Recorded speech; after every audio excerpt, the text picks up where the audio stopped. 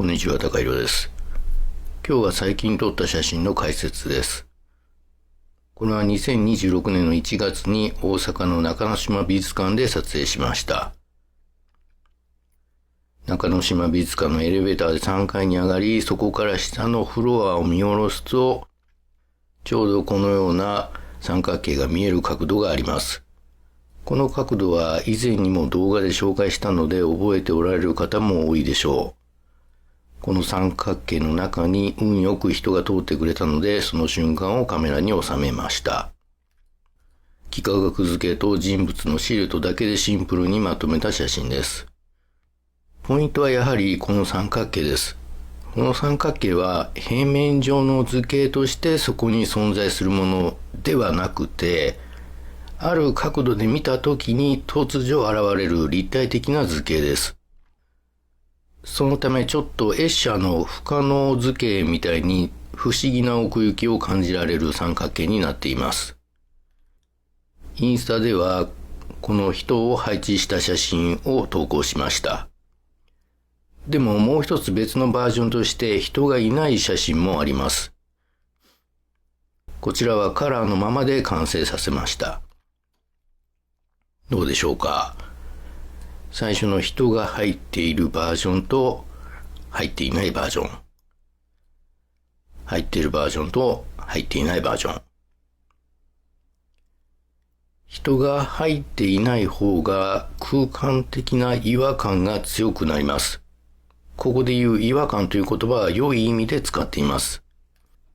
さっき言ったように不思議な奥行きが感じられる三角形という意味ではこちらの方が明確でいいかなと思いました。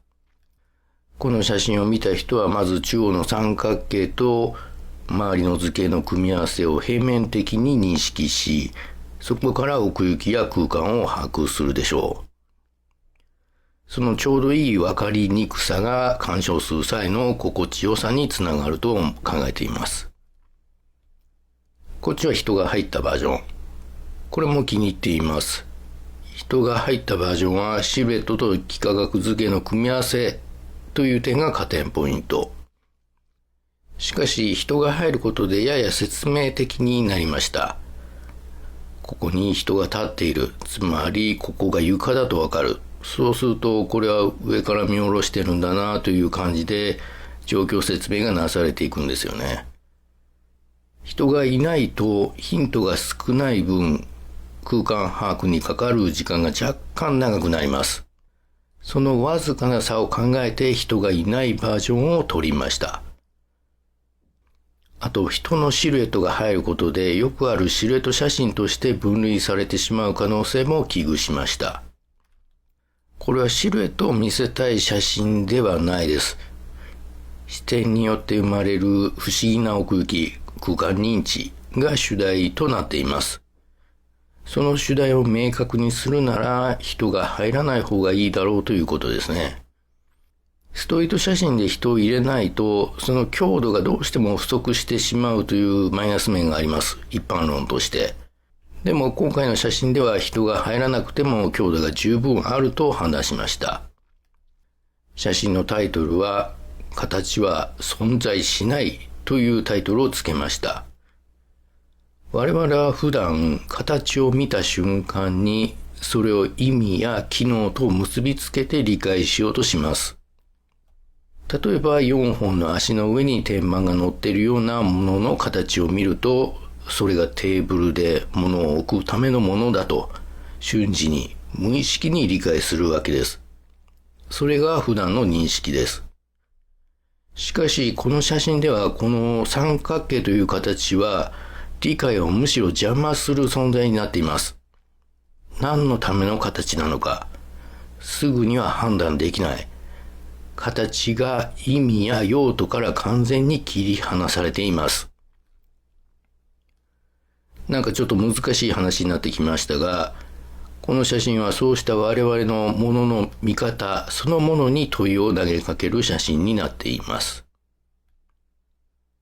今回のまとめは3つあります。1つ目は写真は視線ということ。無機質な建築物を撮るときには角度がすごく重要です。今回の写真はここしかないという角度で撮ったものでした。こういった角度、立ち位置は本当に現場での観察力がものを言います。僕はいつも現場で少しずつ移動しながら注意深く観察するようにしています。二つ目は説明的になるなということ。説明臭い写真はあんまり好きじゃありません。それよりもちょうどいい加減で説明を省き、見る人に何が映っているのだろうかと考えてもらう時間を作るように心がけています。一見三角形という分かりやすいものが映っているように見えますが、そこにちょっとした謎解きが隠されています。今回のような部分を切り取る建築写真、撮れるようになるとめっちゃ楽しいので、興味がある人はぜひ挑戦してみてください。これまで撮ってきた写真とは頭の使い方が全然違うジャンルになります。